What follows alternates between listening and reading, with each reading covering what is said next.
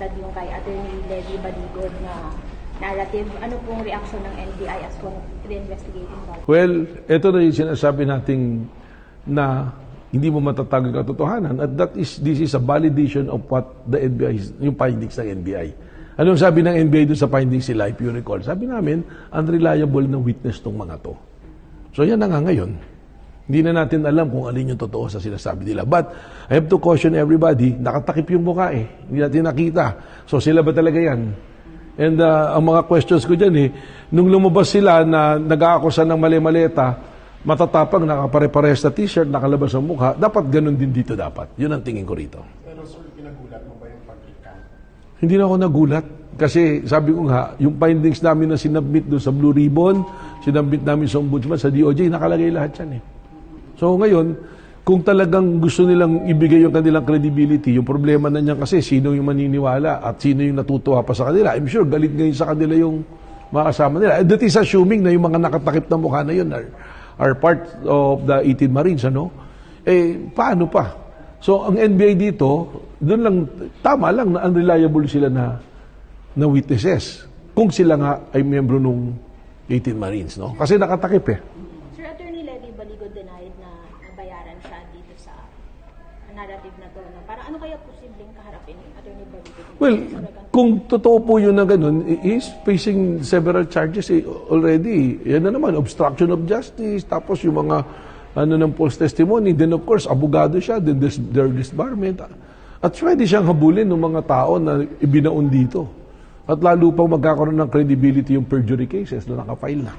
Sir, sa tingin mo nag-recut itong apat na dati mo rin because nakakulong na rin naman si Mike Defensor para kumbaga humihina na yung mga taga-support.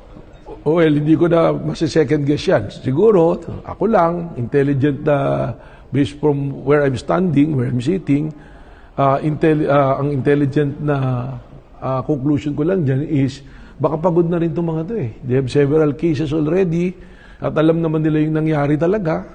I'm not giving credibility already to their latest testimony, yung affidavit nila. I haven't read the whole of it. Sa news ko pa rin lang nakita. Pero ako lang, the possibility na pagod na. They want to go on with their life. Akala nila ganyan. At saka, siguro, baka may katotohanan yung sa sinasabi na yung pinangako sa kanilang mga pinapangako ay hindi nangyari. Okay? Sabi mo kanina last na comment, sabi mo nakatakip yung mga mukha. Yeah. Pero somehow ba may na-identify tayo kahit isa lang doon sa apat? Meron may lumabas yung pangalan eh. So we have to compare lang if it is really his signature, di ba? So kami lang, from NBI side, we have to be careful. Kasi nga, nung lumabas yung joint affidavit nila, pinagsamang salaysay, meron na kami mga pagdududa. So ngayon, kailangan namin i-validate, kailangan namin maimbestigahan. We cannot comment on the credibility, on the value of their testimony until na kami mismo nag-imbestiga. Yung aming findings doon, dahil sa 18 Marines doon, still stands. Na yun yung position namin. But dito sa bagong development, we have to investigate. Sir, last na po, PSC Chair Pato Gregorio was here po. Yes. Anong purpose po nun, sir? Well, he is giving testimony and all yung mga documents na kinuha namin based doon sa investigation namin doon sa SEA Games. Anong mga documents? Hindi ko pa nakita. I was not part of the investigating team, but it will be reported to my office. Last from my end. Last na talaga, ha? Do you have any message for those na kasama ng mga 18 Marines? Possibly bumaliktad na rin or something like that? Sa akin, simple. Ang mensahe ko, just tell the truth.